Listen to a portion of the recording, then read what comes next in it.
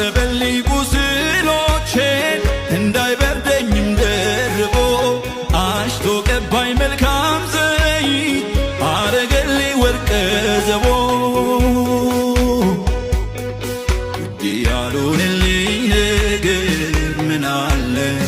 የለቅሶ ወራቴን አስረሳኝ እንዳለ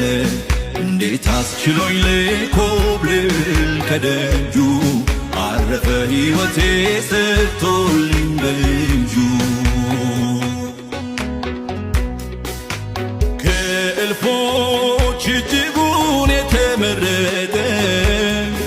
በልቤ በክብር የተቀመጠ የማላቀርበው ከቶ ለውድድር ኢየሱስ ማረከኝ ብርቱ ፍቅር